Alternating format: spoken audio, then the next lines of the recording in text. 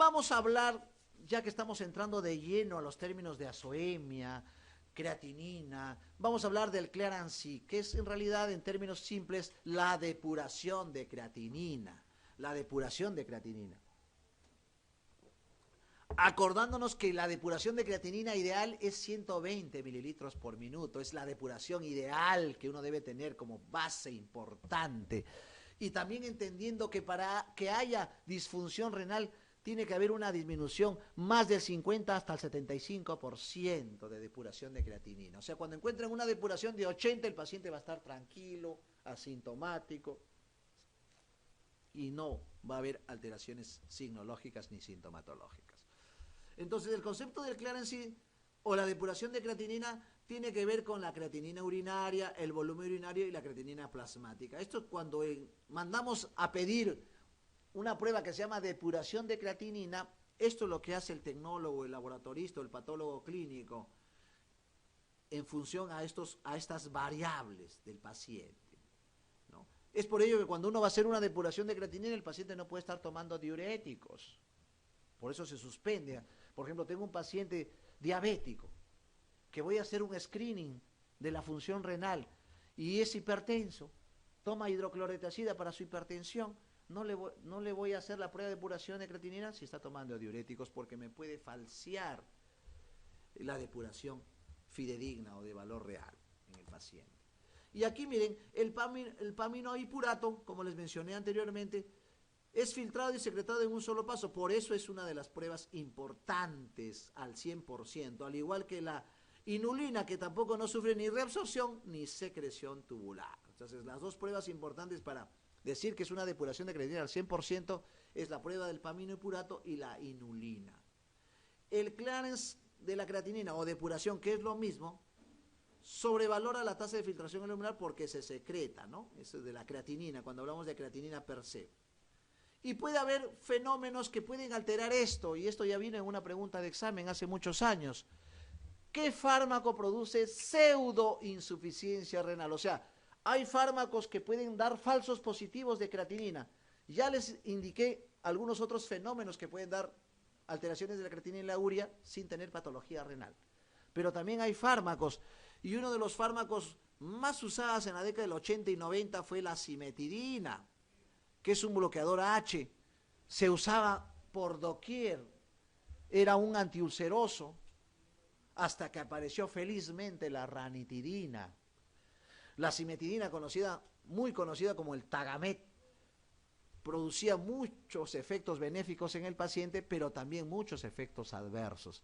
Y algunas veces algunos pacientes ulcerosos que tomaban por larga data cimetidina tanto oral como endovenosa, se les hacía controles funcionales de screening y se le encontraba creatininas altas y pensaban que tenía patología renal, y no. Estos son los fenómenos que producen pseudoinsuficiencia renal, tanto la cimetidina como el trimetoprim sulfametoxazol, que se usa mucho en infecciones respiratorias altas, en cuadros digestivos, diarreicos. Felizmente la cimetidina ya no se usa, raramente, casi ya está proscrito. Tenía muchos efectos adversos también. Pacientes, mujeres que aparecían con hirsutismo, varones que le cambiaba la voz, tenían acciones, función androgénica, una serie de efectos adversos tanto de la cimetidina, mucho más que el trimetoprim. La depuración de urea infravalora, por eso no es una buena variable. Si ustedes le dicen, ¿qué valoro mejor, la creatinina y la urea? La creatinina, por supuesto, más que la urea. Ahora, si tienen elevación tanto de urea y creatinina, tienen que pensar en todas las atingencias que pueden darte falsos positivos para esta relación. La creatinina depende de la masa muscular. Acá está la famosa película de Rocky, ¿no? La masa muscular, pero la masa muscular ganada por ejercicio dinámico, no por ejercicio estático. La masa muscular ganada por exógenos como corticoides pueden incluso alterar también la depuración de creatinina, ¿no? La desnutrición, ¿no? Por eso algunos pacientes desnutridos encontramos depuraciones, valores de creatinina por debajo de lo normal. Y a propósito de esto, para que vean cuán importante es la interpretación de la parte fisiológica para entender la parte patológica, El otro día vino a mi consultorio una paciente, muy contenta, una paciente diabética de 10 años de evolución, muy contenta, doctor, me he hecho una prueba yo mismo, he ido a un laboratorio, me he hecho una prueba de creatinina, y el laboratorio me ha dicho que los valores normales es de 0,5 a 1,1, los valores de referencia. Entonces he venido contenta, doctor, porque mi creatinina salió en 0,15. Entonces yo le digo, a veces no hay que soltar la carcajada antes de la cachetada del payaso, dicen, ay, el famoso adagio de circo. ¿No? En realidad no se debe poner muy contenta, más bien debe preocuparse, le digo, porque una creatinina menor de los valores basales quiere decir que usted ya está iniciando una nefropatía diabética estadio 1, que se llama hiperfiltración glomerular. ¿Ves? ¿Se dan cuenta? Uno, cuando ve un resultado de laboratorio fríamente y no ve el contexto detrás, por eso yo le digo el fenómeno del iceberg, ¿no? Si veo la puntita y no veo el fondo, probablemente tenga márgenes de error. Y en este caso la paciente tenía una creatinina por debajo de lo normal. Entonces uno siempre se preocupa que esté por encima de lo normal. Patológico es por encima de lo normal. Una alteración por debajo no le da mucha relevancia. Pero en el contexto de qué persona estoy viendo, eso es ya una disfunción. Ya es un estadio 1 de diabetes, nefropatía diabética, que se llama hiperfiltración glomerular. Y al inverso, ¿no? Pero si encuentro un paciente físico-culturista que hace ejercicios dinámicos, estáticos, o sea, se gana la masa muscular con su sudor y viene con una creatinina menor, estoy hablando de creatinina, no de depuración, ¿eh? No se confunda. Entonces, pues tiene correlación con su funcionamiento renal, ¿no? Tiene su correlación, ese contexto, ¿no? Pero si veo un paciente hipotiroideo, por ejemplo, que también tiene disfunción de la masa muscular y tiene alteración de la creatinina, ahí tengo que valorar también ese aspecto de la valoración. Por ejemplo, en las pacientes anoréxicas nerviosas que tienen una alteración de su somatometría, ellas se ven al espejo obesas, pero en la realidad son prácticamente lánguidas, famélicas. En ese contexto también la valoración de la creatinina es un buen parámetro para ver su estado nutricional. Incluso el nutricionista también valora las depuraciones de creatinina, la creatinina, el CPK, incluso la creatinina urinaria como parámetros importantes de nutrición. Entonces, la creatinina depende de la masa muscular. Vamos a la pregunta 5. Señale cuál de las siguientes determinaciones determina más exactamente la filtración glomerular. Entre el aminohipurato y la inulina, en realidad la inulina sigue siendo la prueba importante, sino el problema es lo tedioso que implica infundirle la inulina endovenosa, ver trazadores de la inulina, una serie de fenómenos. Pero todas estas pruebas son importantes para filtración glomerular, ¿eh? Todas sirven, pero la que más exactamente al 100% la inulina. En relación a la urea, la respuesta correcta, su concentración en sangre es independiente del aporte proteico, creo que lo he dicho desde el comienzo. Tiene que ver con la nutrición, tiene que ver con la dieta hiperproteica. Si el paciente, por ejemplo, un día antes de la prueba se come pues un buen bistec, un montado, como decís, un lomo un bistec a lo pobre, ¿no? Imagínense, bueno, o es acostumbrado a tener una dieta cárnica, su urea va a estar alterada, ¿no? Es independiente, no es independiente, es dependiente. Su determinación plasmática se correlaciona mejor que la creatinina en el deterioro de la filtración glomerular. No, ¿qué les he dicho? Que la creatinina, si ustedes tienen que valorar mejor la función renal, tiene que ser la creatinina, porque la urea, justamente por su ciclo de Krebs-Genzelay, que es a nivel hepático y renal, puede tener otras manifestaciones, ¿no? Otras interpretaciones. ¿Presenta secreción tubular? No. El aclaramiento de la urea tiende a subestimar, esta pregunta es de más asidero. El aclaramiento de la urea tiende a subestimar la filtración glomerular, claro, ¿no? Tiende a subestimar, o sea, podemos tener urea alta, nos preocupamos, ya hay disfunción renal. No siempre es ese correlato. En relación con la creatinina, señale la respuesta incorrecta, dice. Su tasa de producción depende de la masa muscular, he hecho dos fotos extremas, ¿no? De una paciente anciana con deterioro de la masa muscular y una persona que hace actividad física, depende de la masa muscular del sujeto. Es por eso que siempre hay que descartar que el paciente no tenga también lo que le llaman las miopatías. Las miopatías, y tenemos una serie de miopatías, como el Duchenne, que es congénita, el Baker, las polimiositis, las miopatías distróficas, también pueden alterar los cuadros de creatinina sin tener disfunción renal. ¿Es secretada por el túbulo? Sí, a diferencia de la urea. ¿Sobrevalora el filtrado glomerular? Esto es también correcto, sobrevalora el filtrado, porque a veces tenemos creatinina alta y algunas veces el filtrado glomerular puede estar pensando que tenga una disfunción, una alteración. Su secreción del túbulo por el túbulo es mayor según aumento del filtrado glomerular, alcanzando hasta un 20% de eliminación. Esa es la incorrecta, ¿no? El 20% de eliminación no, es más el porcentaje. Y miren la pregunta, la E, ya incluso vino como pregunta. ¿La cimetinina compite con la secreción tubular de creatinina? Eso es verdadero. Acuérdense que produce la pseudoinsuficiencia renal, igual que los trimetopines. ¿Cuál de los siguientes datos, con los siguientes datos, 145 de sodio? Ya estamos entrando un poquito a los electrolitos, que son los que mueven en el contexto del medio interno de la homeostasis la función renal. O sea, la función renal repercute en los electrolitos y los electrolitos repercuten en el funcionamiento renal. Y si queremos hablar de electrolitos, hablaremos del sodio a la cabeza del electrolito principal, el que predomina más en el extracelular, y el sodio es regulado y regula también el componente de la volemia, del agua, ¿no? El sodio siempre le gusta estar con el agua, ¿no? Tanto como excreción, como secreción, como reabsorción.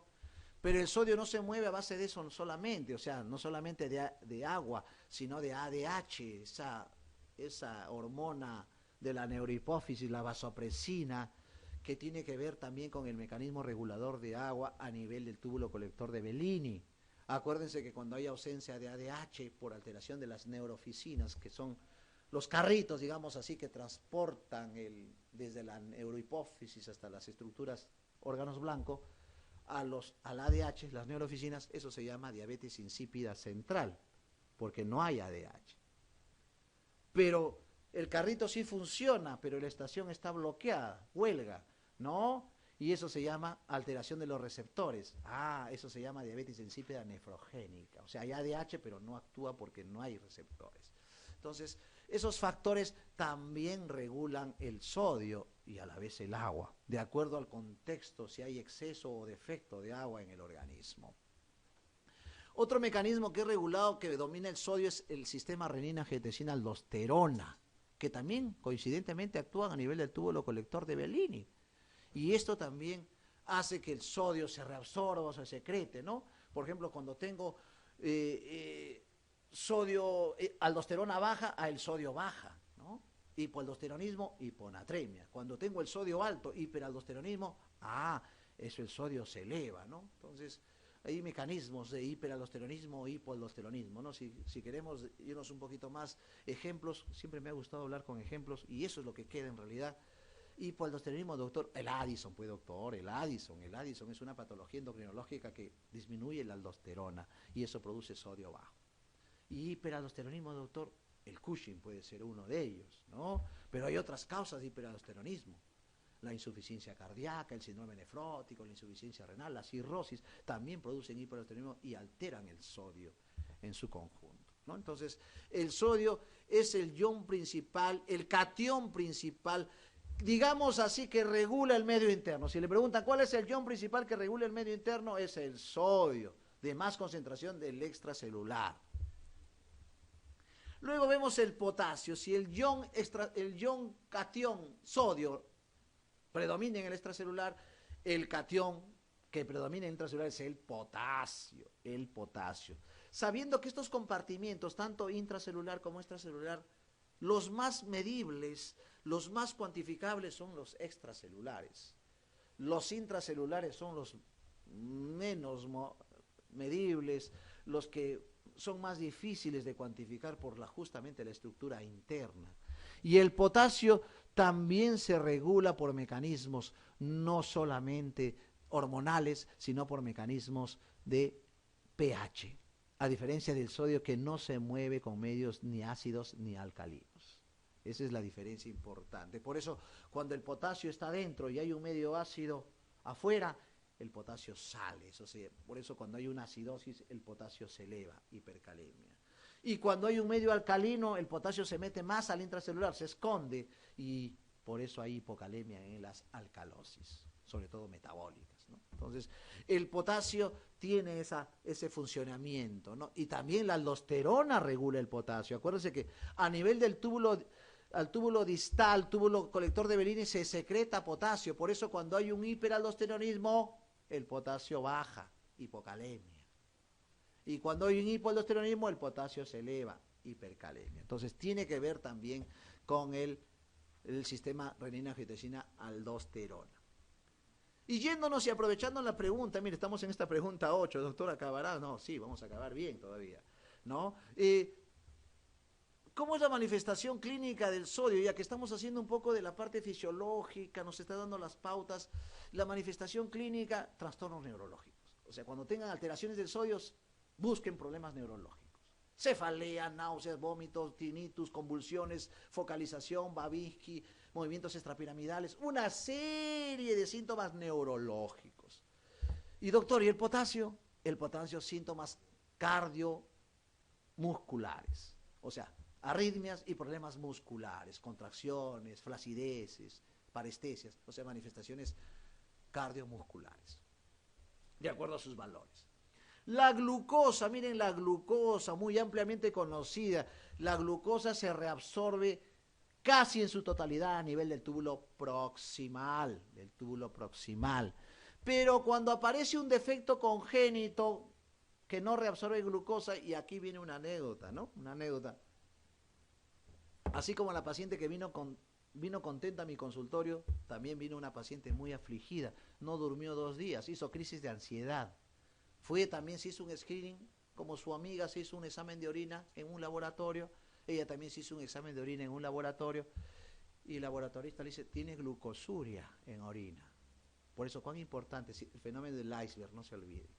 Glucosuria en orina, la señora se asustó, y el tecnólogo del laboratorio le dice, señora, usted tiene diabetes, la glucosuria es por esto, bueno, explica a sus conocimientos.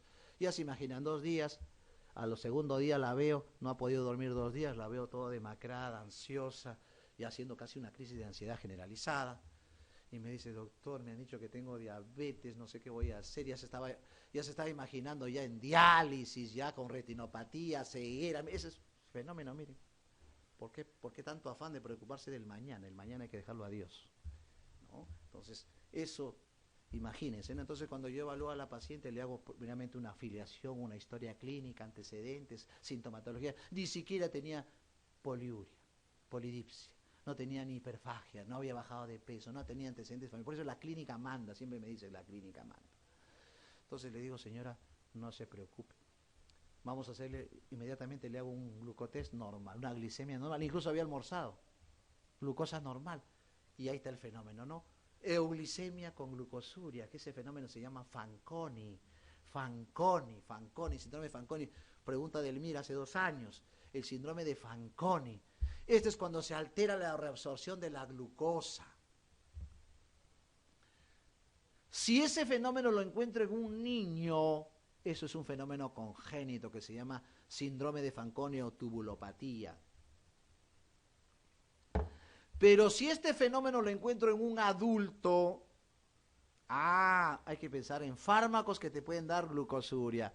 Y la señora meses anteriores había tomado doxiciclina, tetraciclina, y la tetraciclina te puede dar glucosa. Mire, cuán importante, la señora se fue contenta, doctor, gracias. Al día siguiente le suspendimos la droga que estaba tomando, porque lo tomaba por un fenómeno de comedones que tenía dermatológico, ¿ves? Por eso es importante hacer la historia clínica. Acuérdense que el tratamiento del acné es tetraciclinas.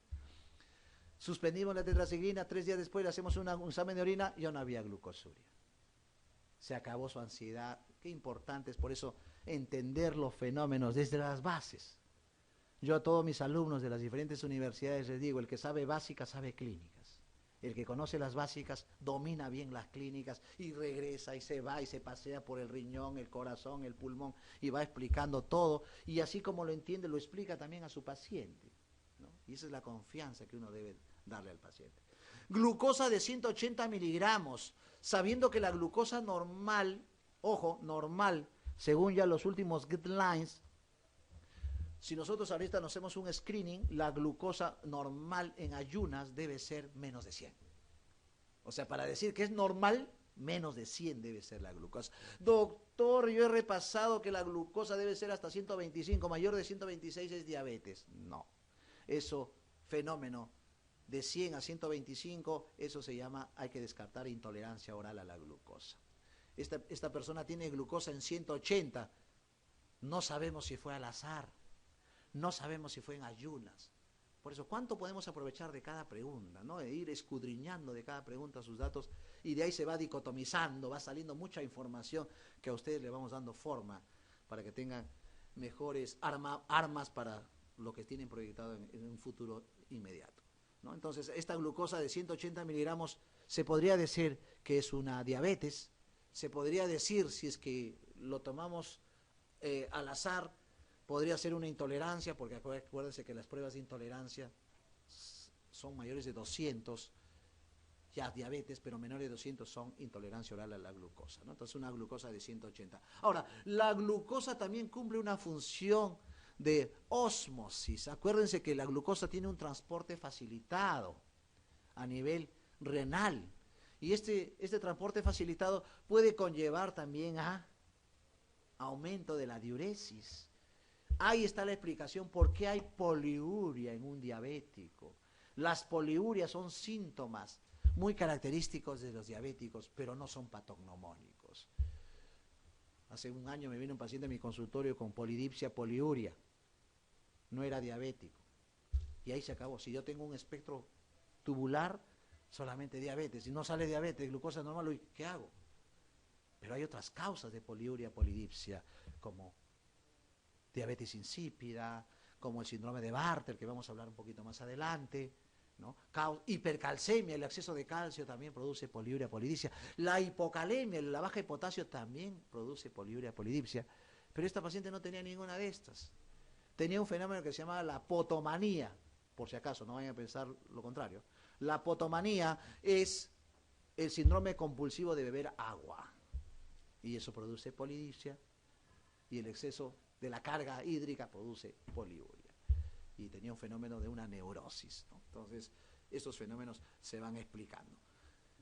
Luego de haber larvado este pequeño review, calcule la osmolaridad plasmática. Cuando van a encontrar, desde el punto de vista matemático, una serie de fórmulas para la osmolaridad plasmática.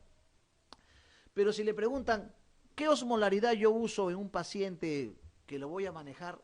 Netamente, la osmolaridad efectiva al 100% es la osmolaridad eficaz. Y la osmolaridad efectiva eficaz es 2 veces el sodio nada más. Esa es la osmolaridad efectiva eficaz. No sumo la glucosa sobre 18, no sumo la urea sobre 6. La osmolaridad efectiva eficaz es 2 veces el sodio, ¿no? Si hubiera sido esa la pregunta, la respuesta hubiera sido, doctor, sería 290, pero no hay reclave 290. Pero las osmolaridades también tienen que ver no solamente con el sodio, siendo el predominante en el extracelular, sino también con el potasio, ¿no? La suma del sodio más el potasio, y esto se multiplica por 2, me da un valor bastante verdadero, pero el potasio generalmente no se considera. En este caso sería 300, y aquí suma la glucosa, 180 sobre 18 sería 10, y la clave simple y sencilla sería la 310 miliosmoles. Pero no nos quedemos solamente en valores matemáticos, porque la medicina en realidad no es matemáticas. La medicina por eso es un arte, es ciencia y arte a la vez, porque existen enfermos y no enfermedades. 1 más 1 no siempre es 2 en medicina. Eso le da la variabilidad. Eso le da ese plus que hace que no estudiemos medicina metiendo información en el CPU. Metemos síntomas, a ver, viene un paciente, tiene usted esto, a ver qué sale, le va a salir como 100, 200 diagnósticos. Eso le hace la diferencia de la medicina, la relación médico-paciente y el arte que va uno a emplear en cada uno de ellos. Entonces, cuando yo valoro osmolaridad plasmática, yo tengo que valorar cuándo le pido una osmolaridad a un paciente, que creo que es lo que más les interesa a ustedes. O sea, cuándo yo le pido osmolaridad, cuándo voy a encontrar un valor por debajo de 280 o por encima de 295 o 300. Ese es el fenómeno o rango más o menos normal que va manejándose la osmolaridad o la osmolalidad, que es lo mismo, no se confundan, no se hagan bolas, osmolalidad y osmolaridad es lo mismo. Por debajo de eso será síndrome hiposmolar, un ejemplo, el Addison, el hipotiroidismo, el Sheehan, que son alteraciones endocrinológicas que dan síndrome hiposmolar, y por encima de ellos los síndromes hiperosmolares. Y cuando hablamos de síndrome hiperosmolares, creo que el representativo es la diabetes, los comas diabéticos, las crisis hiperglicémicas que dan grandes síndromes hiperosmolares. Es importante, ¿para qué la osmolaridad? Para manejar nuestro medio interno, para manejar nuestros electrolitos. Si le voy a quitar sodio, le voy a agregar agua. Acuérdense, cuando hay exceso de osmolaridad, le bajo el sodio y le agrego agua. Si tengo baja osmolaridad, retengo agua y aumento el sodio. O sea, es inversas cuando tengo hiposmolaridad o hiperosmolaridad. Y una serie de fenómenos que pueden presentarse tanto en síndromes hiposmolares y hiperosmolares. Pero la manifestación clásica tanto del hiposmolar como del hiperosmolar son los trastornos neurológicos. Entonces, la clave es la A. Y ya vieron cómo salió la fórmula. Y acá está lo que hemos mencionado, valores normales de miliosmoles por litro, la calculada, pero la efectiva eficaz, miren, acuérdense el término, por favor no se confundan. Efectiva eficaz es 2 veces el sodio. La osmolaridad efectiva, solamente efectiva, es 2 veces el sodio, algunas veces sumando el potasio, no siempre, más la glucosa. Es la osmolaridad efectiva, lo que hemos hecho en la fórmula. Y la osmolaridad total es agregando la urea. O algunas veces no tienen urea, tienen el BUN, el balance nitrógeno ureico, ahí lo dividen entre 2.8. Eso es importante en ese contexto formulesco, ¿no? Pero osmolaridad efectiva eficaz, 2 veces el sodio, osmolaridad efectiva, 2 veces el sodio más el potasio más glucosa, y la osmolaridad total se agrega la urea. Una tingencia más. Esto es la osmolaridad calculada. Pero si ustedes se acercan a un laboratorio nefrológico, a un laboratorio de patología clínica, van a ver un aparatito blanquito, un poco grandecito, que se llama el osmómetro de Oswald. Ahí se hace la verdadera, si le preguntan, la verdadera osmolaridad es la osmolaridad procesada por el osmómetro de Oswald, que algunas veces hay una diferencia de más menos 10 de diferencia entre la osmolaridad calculada. Pero imagínense, es un procedimiento que dura un par de horas. La osmolaridad efectiva o eficaz la hacen, pues piden un AG electrolitos, que es la prueba más pedida en nuestros hospitales, y ahí mismo sacan la osmolaridad ustedes, ¿no? Porque hasta urea viene en los AG electrolitos. Y ahí está, ¿no? La osmolaridad efectiva. Bueno, ahí le hemos calculado ya. Con los siguientes datos: sodio 145, cloro 108 y bicarbonato 24. Calcule el anion gap. Ya estamos entrando en otro rubro importante, lo que son importante del medio interno, que es los disturbios ácido-básicos, que vamos a ir ahondando en las diapositivas posteriores. Pero ya a propósito de esta pregunta, debemos entender que son 3 valores que debemos manejar bien en lo que es medio interno y lo que es disturbio ácido básico. Yo le llamo los puntos claves o puntos críticos, que es el pH 7.4, el bicarbonato 24 y el PCO2 40. Esos 3 parámetros, por favor, lo tienen que tener aquí para ir manejando por encima alcalosis, por debajo acidosis. Si el CO2 se eleva, acidosis respiratoria. Si el CO2 baja, alcalosis respiratoria. Si el bicarbonato se eleva, alcalosis metabólica, y el bicarbonato se baja, acidosis metabólica. Y luego ya se hablará de compensaciones mucho más adelante. Si le preguntan cuál es el disturbio ácido básico más frecuente en el mundo, alcalosis respiratoria, lejos es la más frecuente. Y le voy a demostrar por qué, sencillamente. Hago fiebre, hiperventilo, libero más CO2, hipocapnia, alcalosis respiratoria. No estudié para el examen, hago alcalosis respiratoria por ansiedad. La gestante por aumento de la progesterona que estimula los centros respiratorios, alcalosis respiratoria. ¿Cuántos alcalóticos habrán hecho el 2007, después del terremoto en agosto? ¿O cuántos cuando Perú pierde hacen alcalosis respiratoria? Para que vean ejemplos simples y sencillos. La alcalosis respiratoria es el disturbio ácido básico más frecuente. Más frecuente. Y ahí le agregamos pues neumonía, tromboembolia pulmonar, neumotoras, absceso pulmonar, pleuritis.